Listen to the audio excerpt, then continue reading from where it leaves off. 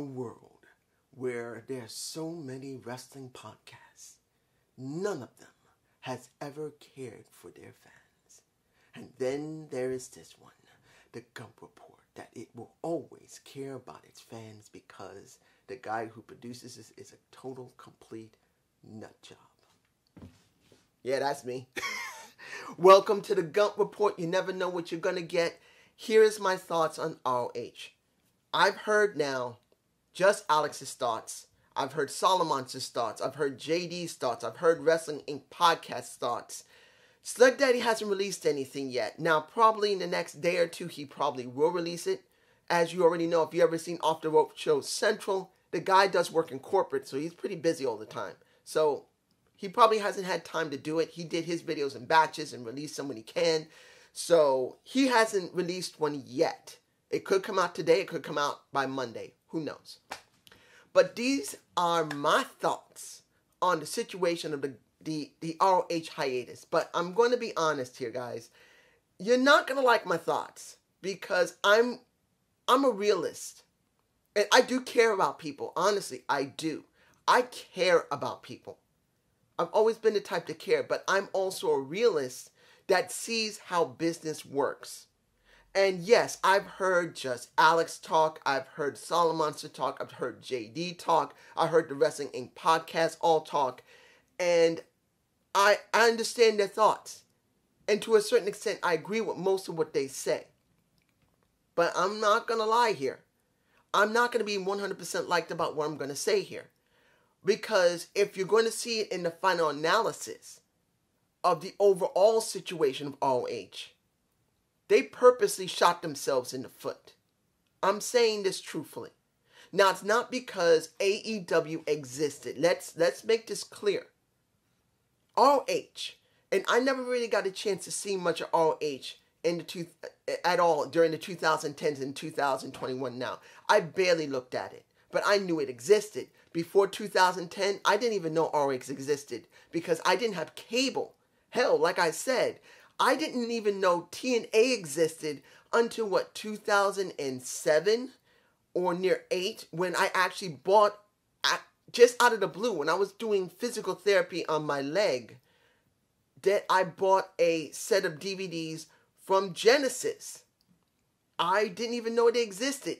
And that was from a 2006 Genesis or 2007, I can't remember. But pretty much I got those DVDs, they were cheap. And I was doing physical therapy in a different place than I do it now. Because I had a messed up leg at that time. So, what do we have with this situation? For me, I didn't even know it existed. But I'm going to be honest here. ROH shot themselves in the foot. It wasn't the fact that they've never been a very huge promotion. People have gone there for years. Look, CM Punk started there. Bryan Danielson started there. Well, not started there, but he has been there. Samoa Joe was there. Most of the people you know, like Kevin Steen, has been there. You got Sami Zayn has gone there. You had Tony Nese who has gone through there. You've had a huge amount of wrestlers go through there. And many of those very people that went for ROH has gone to NXT. So around, 2012 to 13, NXT took a huge chunk out of their people. So that wasn't because of AEW. It's been multiple things. ROH was never really big. They always had never been number one. WWE was one. TNA was number 2. ROH, as far as I know, was always a distant number 3. They were never number 1. Never. Before TNA came into existence, they were it until TNA got real traction and they went from here to here. And that's the deal. That's the way it went. So they've never been anywhere. Never really big, but it doesn't mean they weren't recognized. But it wasn't AEW that took them out completely. It was a combination of things. One, they were never really large on Sinclair. Sinclair Infinite, or the network, I forgot what it's called. They are not a huge, well-watched show like Access TV. And I have to say, thank you to one of my subscribers who told me that Access TV is an American show. American network, but it's a very small network. It's nothing compared to the big cable networks. It just isn't. And Sinclair was never very big either. But Spike was bigger. That's one of the reasons why TNA was very good compared to ROH. They always had a much bigger footprint than a Sinclair would. So one was that they never had a big network to follow behind them. Two, by 2013 or 14, you got basically WWE and NXT eating most of their people, taking them away. Then the pandemic hit. Then, pretty much on top of that, almost around the same time, you got AEW appearing right around the same time as the pandemic hit. Because remember, the pandemic hit in the early 2020, but AEW started like the middle to near the end of 2019. So it's like a double whammy on top of that. People were very interested in AEW. And then when the pandemic hit, it made it worse. So it's a combination of things. But let's make this clear. ROH shot themselves in the foot by one major thing. And it's going to sound cold and heartless. But it's not that I don't care about people. I'm glad, just like many people are, I'm glad that ROH, and this is what basically I read from NoDQ.com and several others, like Just Like Daddy, like Just Alex, JD, the Solomonster, and Wrestling Inc., that they were deciding not to just send people home and just end the contracts. They tried throughout the pandemic to keep everyone signed and paid. They only could show a few people, but they wanted to keep everyone signed, paid, and keep them on the roster so they wouldn't have nowhere to go. Which many people would say, and I do to a certain extent, yes, that's great. That shows how good they are. But unlike Solomonster, unlike Just Alex, and just unlike JD or Wrestling Inc., I'm going to say, yes, it does sound great to do that for those people, but they basically screwed themselves. They fucked themselves trying to save all the people they could. The production, the wrestlers, the people who do makeup, the people who do costumes. They tried to keep everyone on the roster and in their company, and what they should have done was WWE.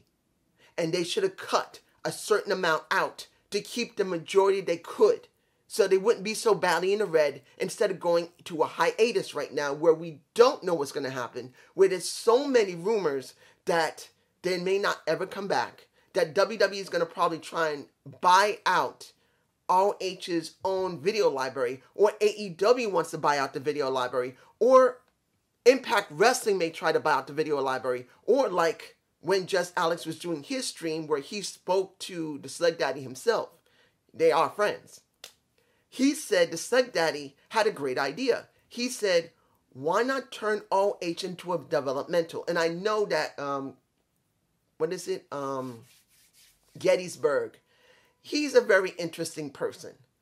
If you don't know who Gettysburg is, he's one of my subscribers. I don't usually say any of my subscribers, like maybe I do say a Morgan Hyde sometimes, whenever he shows up. And I know he's very busy. And if he is watching this, how you doing, man? Still love you.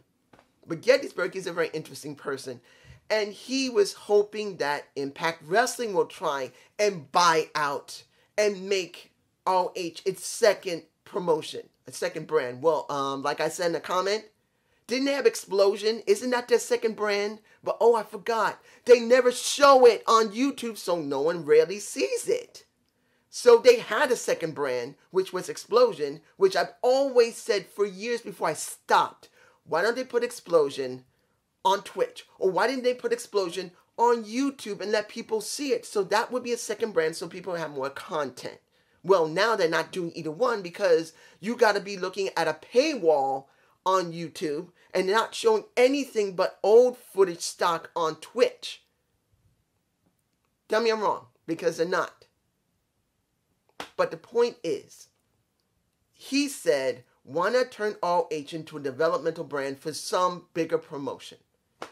Now, do I agree with that? Hell yeah, I am. But who would be the best one to control that? Who would be the best one to make a ROH a developmental?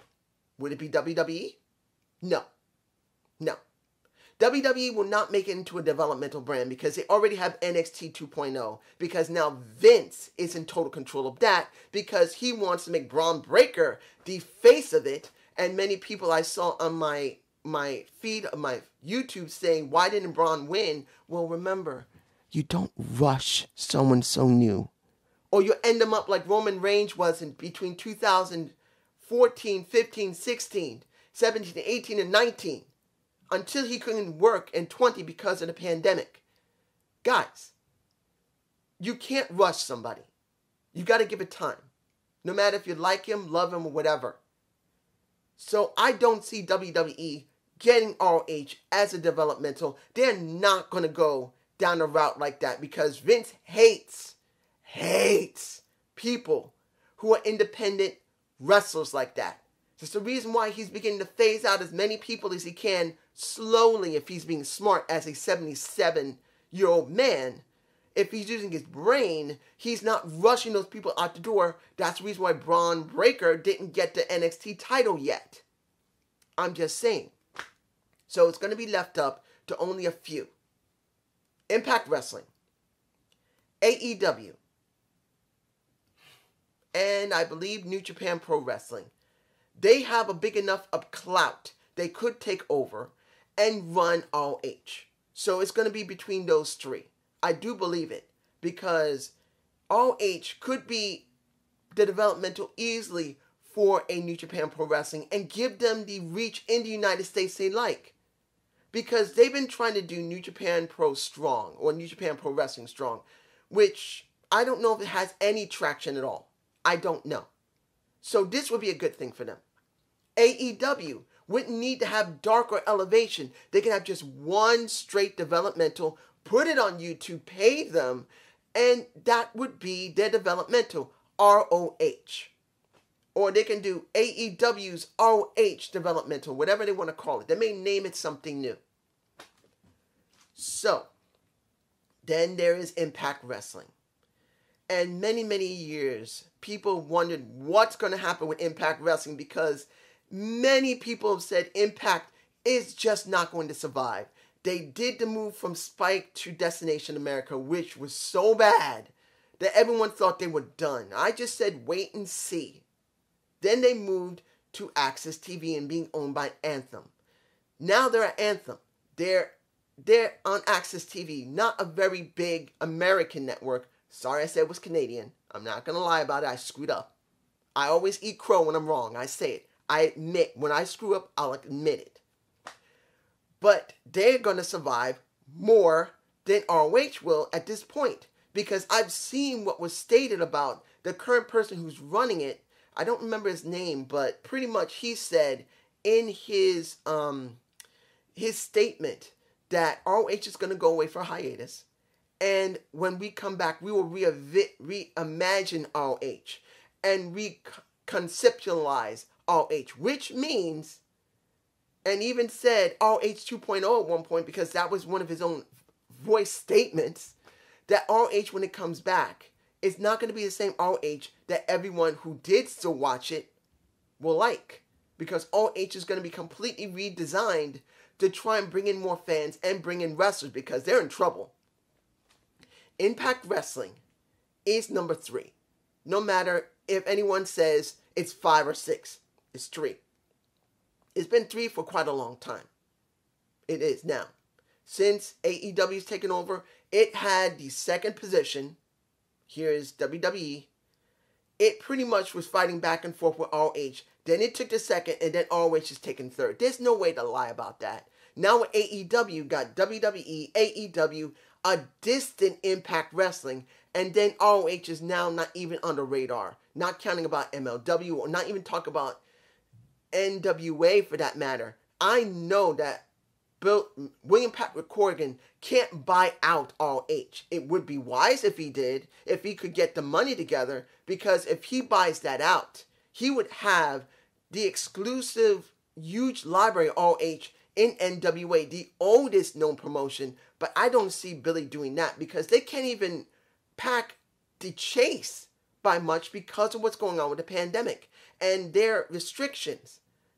They barely can pack anybody into their own shows. let alone take over ROH, either make it into developmental or just buy them out and merge them. They can't. So I don't see anyone other than Impact, AEW, and New Japan Pro Wrestling may either buy them out or develop them. Use them as a developmental. Paying them a certain amount to develop people and then bring them up to the main show. That's going to be what I think will happen. But I'm not going to lie here. The people who ran ROH really was stupid. And I'm not saying that in a bad way. I want to make this clear. As much as it sounds like I'm being cold, I'm going to be honest to you. What they should have did was what WWE did. They couldn't hold their main talent the way they did. Of course, WWE has a huge amount of people, and a huge amount of money was going for travel, was for paying for the venue, and the tickets sales were not complete. You know how much it was. A certain amount goes to the people who own the venue they were in. They get a certain cut, and then the WWE got the rest of what was left over. But without them traveling, they made a huge amount of money because they're a much more bigger conglomerate of a wrestling promotion. But ROH was way smaller than that, and they should have cut part of their roster, maybe by 30% of their wrestlers, of the people who worked in production truck, the people who did lighting, the people who did setting up the ring, and anyone else. They should have cut 30% of the people. Maybe that could have helped them a little bit from actually going on a hiatus. Now, they could have still gone on a hiatus, but maybe it would have been stretched out into next year instead of them being in a heavy red now. I'm not saying it's right to just throw people in the street. Look, guys, I'm not. But this is a company that is trying its best to take care of its wrestlers and the people who run the place. You gotta make a compromise, and they chose not to. They didn't just shoot themselves, they hung themselves. Now, when it comes down to this situation, see it like this.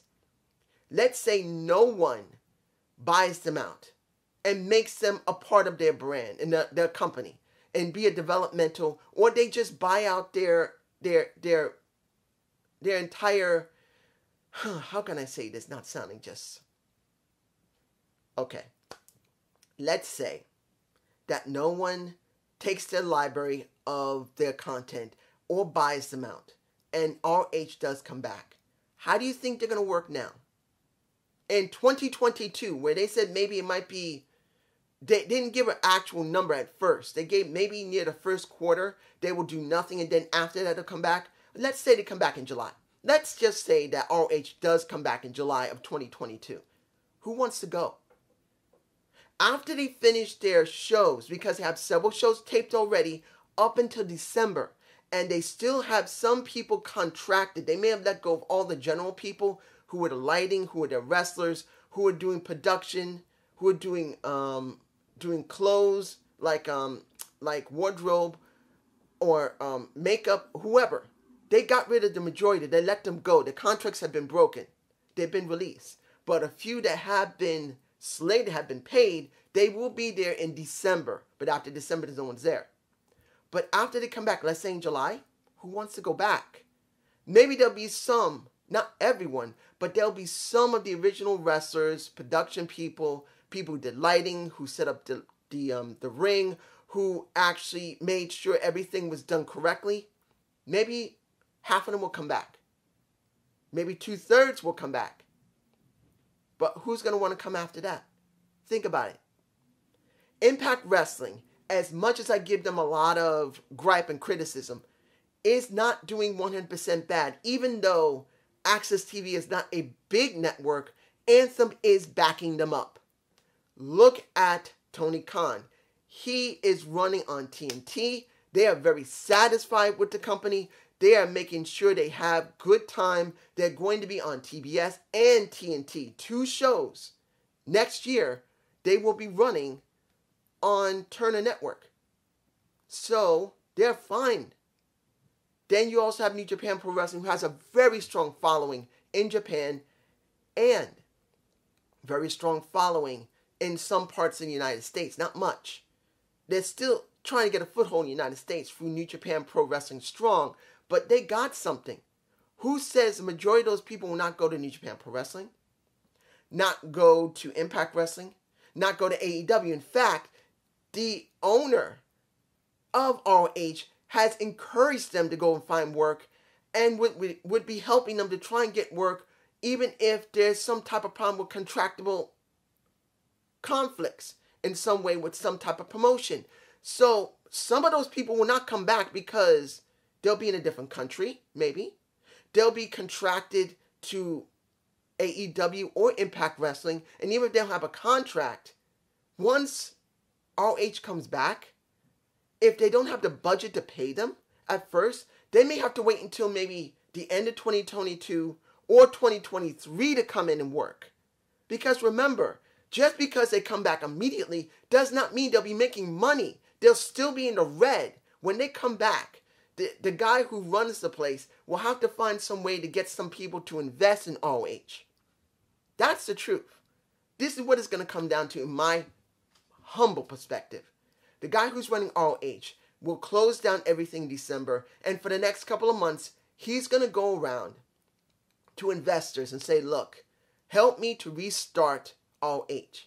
I'm going to change out the lighting, the way the ring looks, and the way that the entire company runs. I'm going to restructure how our lighting's going to be, how many people are going to be needing to do that, the trainers, how many trainers we're going to have, when it comes to the makeup artists, when it comes to the people who do the wardrobe, the ring clothing for everybody, where we can set up a venue. Will it be a permanent place? Will we go back to the same place? I'm going to restructure all that. Will you invest in ROH? Now, counting on how many people he gets, he will bring them in. And then once they get what they want, because remember, the people who invest, they're not going to say, oh, you can do it any way you want. No, it doesn't work that way. They're going to be putting their input in because I'm sure the guy who runs it is going to let them have some input, because it's not going to be one-sided saying it's going to be just like this, just give me money. No, the way it works is that an investor comes in, they give their input on what they see, because you got to give them a presentation. Once that happens, they're going to say, well, this sounds interesting, but I don't think this is going to work. I want to bring a consultant in to look over what you got. They'll bring in a consultant. Maybe a business consultant, if they're lucky, and not a wrestling consultant, someone who worked in the business, if they're lucky. Because there's a good possibility they'll bring in a consultant that knows only business, who's going to look at their budget, and not about how wrestling works, but how they can make money. Remember, guys, when you get investors in, they're not concerned about the entertaining value of pro wrestling. They care about how they get their investment back that they put in. That could be $500,000, $1.1 million, $1.2, $1.5 million. You don't know how much this guy is going to get to try and bring back ROH and restructure the place. So when it comes down to it, the investor's going to see, he's going to call in his own consultant or somebody who he believes will be useful as a consultant. They'll look at the books of ROH. They'll look at how the structure of the business of it and say, well, you want to restructure it like this? We want it like this. We want it like that. And we want to be able to audit everything that you're doing, spending money, and how you get people coming in. Unless, like I said, they're an actual wrestling consultant, someone who deals with wrestling. It will be a business consultant, and they're going to see things by this. So when they come back, they're not going to be making money immediately. No matter how much people are going to say, oh, ROH is back and they look greater than ever, you got to watch it. No. They got to prove that they can come back, not only work with the people they managed to rehire back, because I'm sure the guy who runs the place, he's going to call all the people he thinks is going to be necessary to just give bare minimum to get it started, to get back into action again. Let them see the new changes. Let them learn about the new changes by him and by the investors. And then when it's done, they go on TV. County of Sinclair is still holding their spot, because as far as I understand, Sinclair is not dumping them. They're not dumping them. They're keeping them. But they're not helping them either. They're not one of the investors, at least at this moment. Now, if they become an investor, there's no guarantee. They're not going to do exactly like I said for an investor to say, I want this, I want that. You need to audit your stuff. You need to structure it like this. This is what we want. So when they come back, they may not make money really good at any point in 2022, and maybe 23, or the end of 22, when they see any gain going into black. Remember, red is bad, black is okay, green is great, but black is where they want to be, where they're just somewhere in a nice, lovely balance, where they're almost in trouble, but then at least they are floating. That's what they want. So this is just my point of view of the entire situation. Now, I could be 100% wrong. Everything could work fine. Maybe they'll be bought out by AEW or Impact Wrestling or New Japan Pro Wrestling. Because I know the only thing the WWE is going to get if ROH can't come back, they need good money, would be for WWE to buy out their entire video library. But then when they do that, ROH will never be ROH again if WWE buys out the library, because if he does that, if the guy who owns ROH does that, what is ROH? It's not ROH anymore. The WWE is going to want exclusive rights to that entire video library. So ROH will be done. AEW, if they do buy out the library, then they could turn it into a developmental. If Impact Wrestling does it, they can do the same thing, make it a developmental. Even New Japan Pro Wrestling could do the same thing. You never know. But this is just my point of view, and I hope you enjoyed this Gump report. Please give me a comment below. I will be doing my Rampage review tonight. Hopefully, Rampage will be interesting, because I will mention some of the things, if I've forgotten them, about what happened this Dynamite. Have a good day. Have a good night. Peace.